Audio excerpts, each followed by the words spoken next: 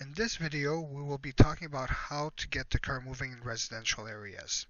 We'll be discussing starting the car, understanding the road, leaving the curb, and returning to the curb.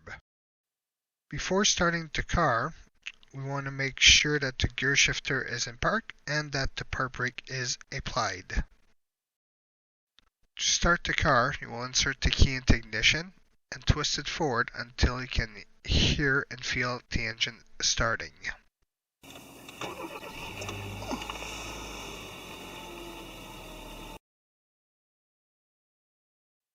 Once the engine is started, let go of the key, it will return into the on position.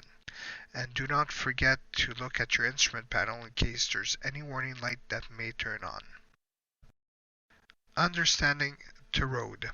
Before we even start driving, it's very important that we understand how the road is designed and how it's supposed to be used. Most drivers would describe the road as having 2 travel lanes and a parking lane. However, that is wrong. In residential areas, there's no such thing as parking lanes unless posted otherwise. The road is meant to have 2 lanes of travel in each direction. So the curb lane is considered a travel lane that you are allowed to park into unless posted otherwise. Even though the lines are not painted, they are implied, and you have to treat them as such when you are driving on roads where lines are not painted. Leaving the curb. To get the car ready to move, first you want to firmly press on the brake pedal. Then we want to select the proper gear, drive in this case. And lastly, we want to release the park brake. Always remember it's a good thing to check the instrument panel to make sure that the park brake light is off. Before we start driving, we want to look around the area to identify any issues that might affect our driving, such as other cars, pedestrians, cyclists, pets, or debris that might be on the road. Next, even though we are staying in the curb lane, we still want to signal to the left to let people know that we are leaving the curb. Next, we're going to do a mirror check and shoulder check to the left to make sure that there is nothing in our blind spot and go if we're clear. Next, we're going to take our foot off the brake, gradually accelerate, and cancel the signal.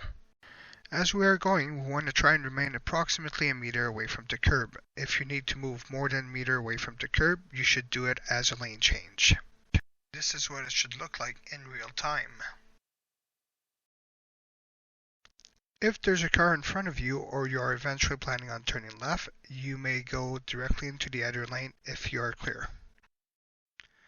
In some cases, due to the width of the road or in winter conditions, there might not be enough room for 4 travel lanes.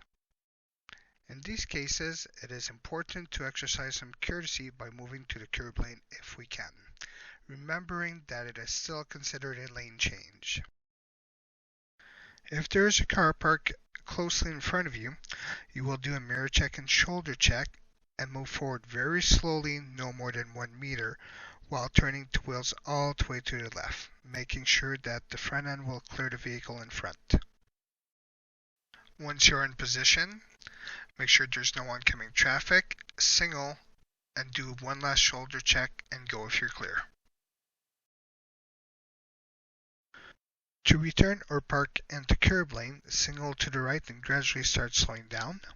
Before moving into curb lane, do a mirror check and shoulder check, and if there is a parked car, make sure that you do your checks after you pass the car. Slow down more as you're approaching the curb and bring the car to a stop within 50 centimeters from the curb. To get close to the curb, we want to gradually turn the wheel towards the curb until the middle of the hood intersects with the curb. Once we are close to the curb, we want to slowly turn the wheel away from the curb until the car runs parallel to the curb.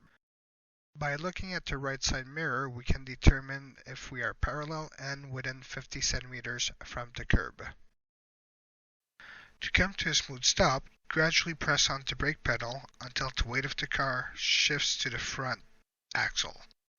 Then we're going to release the brake a little bit and reapply gently, and this will allow us to come to a nice smooth stop.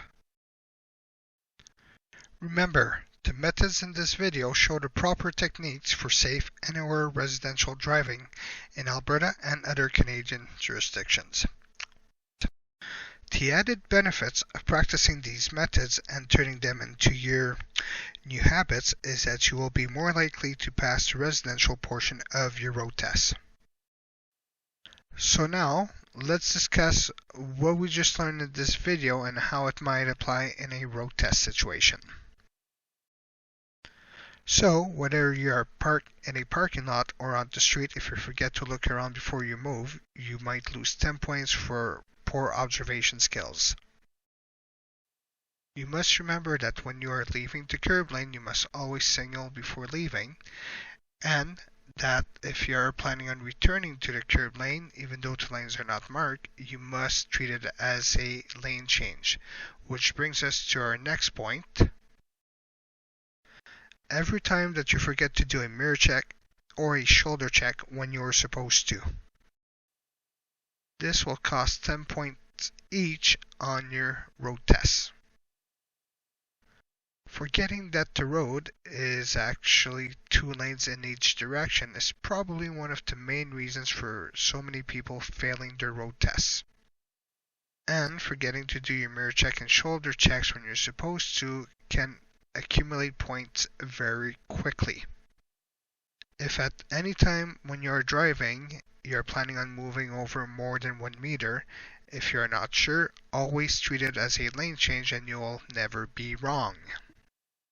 To illustrate this point, let's use a very common situation. Let's say that the blue car is required to go park against the curb lane. Maybe it could be somebody on their road test and they were told to go to the curb lane to do a hill park. So if the person forgets to signal, mirror check, and shoulder check while moving over towards the curb lane, they can lose a total of 30 points. And lastly, braking too hard for no good reason. If during your test you're coming up to, say, a stop sign or you must yield to right of way and you brake too harshly when you could have stopped smoothly, you can lose 10 points for braking too hard. Thanks for watching. If you have any questions, please call us or text us at 587-990-2583 or email us at office@archersbluecar.ca.